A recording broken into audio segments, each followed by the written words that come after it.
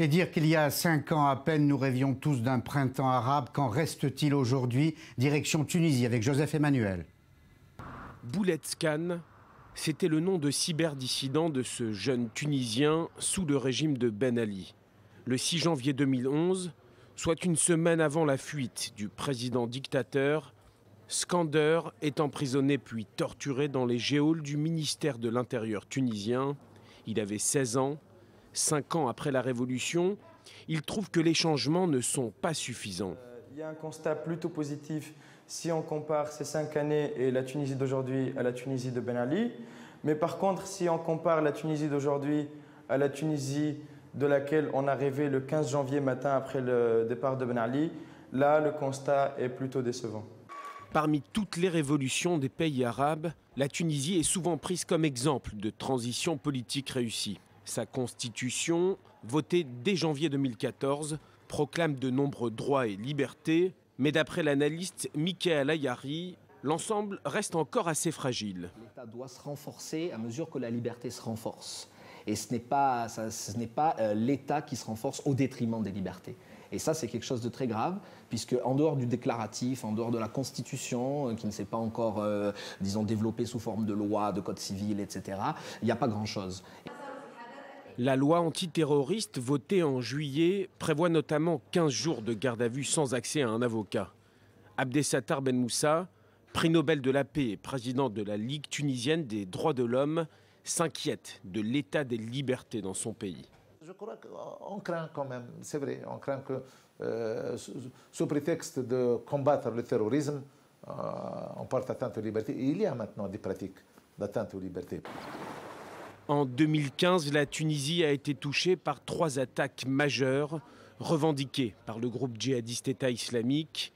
Des attaques qui ont fait 72 morts, dont 59 touristes.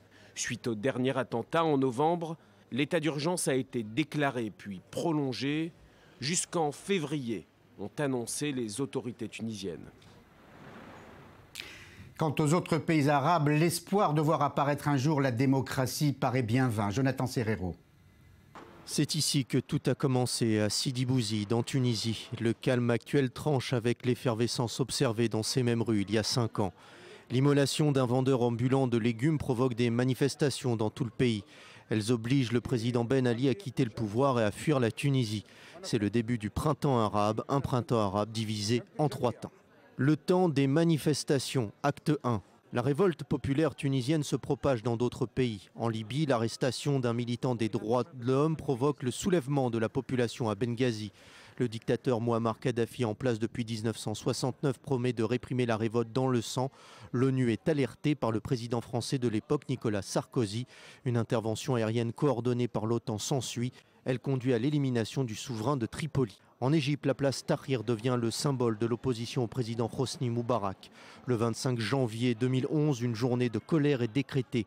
La rue proteste contre la pauvreté et les inégalités. Lâché par Washington, le président égyptien démissionne le 11 février 2011. 1 millier de personnes ont péri lors des affrontements avec la police. Le nouveau pouvoir des frères musulmans condamne dans un premier temps l'ex-chef d'État à la prison à perpétuité. Le régime du maréchal Al-Sisi ramène cette peine à 3 années de détention. Au Yémen, le président Abdallah Saleh cède son trône le 27 février 2012. Son adjoint Abed Rabou Mansour Hadi le remplace. En Syrie, Bachar el-Assad est confronté à la vindicte populaire. Elle réclame plus de démocratie. Les bombes répriment les protestations. Le printemps arabe, c'est aussi le temps de l'espoir. Acte 2. Le départ des dictateurs et autres présidents en place depuis des décennies a suscité l'espoir de voir s'installer liberté d'expression et démocratie. Dans 10 ans, nous aurons une meilleure qualité de vie que les Européens, si Dieu le veut. Parce que nous avons les moyens, nous avons des ressources. Nous n'aurons pas besoin d'aller en Europe. L'Europe aura besoin de nous ici. Le printemps arabe, le temps du chaos. Acte 3. La prédiction de cet habitant de Tripoli sonne 5 ans plus tard comme un vœu pieux. Son pays est gangréné par le démon né du printemps arabe, l'État islamique. L'organisation djihadiste a commis 37 attentats suicides dans le pays en 2015. Gangréné par l'opposition entre islamistes et les partisans de la révolution, le pays sombre dans l'anarchie avec l'installation de 2 gouvernements rivaux. L'un islamiste à Tripoli, l'autre reconnu par la communauté internationale à Tobrouk. L'émergence du Daesh observée aussi en Syrie et en Irak. Le conflit a fait 300 000 morts selon l'ONU. Un peu plus d'1 million de personnes a fui les combats et pris la direction de la Turquie ou celle de l'Europe. Depuis 2011 et le début de la guerre, le pouvoir de Bachar el-Assad est constamment remis en cause. Sauf que le président syrien refuse de quitter son poste malgré la pression des Occidentaux. L'Égypte, elle, est parvenue à stabiliser son régime politique sous la direction du président Al-Sisi auprès d'une forte répression menée contre les mouvements de gauche et laïcs. Le pays est aussi menacé par la pieuvre terroriste du Daesh dans la région du Sinaï. La Tunisie a, elle, réussi sa mue politique. Le pays vient d'obtenir le prix Nobel de la paix pour le processus démocratique entamé depuis 2011. Mais comme son voisin libyen, elle reste fragilisée par les attaques terroristes du Daesh.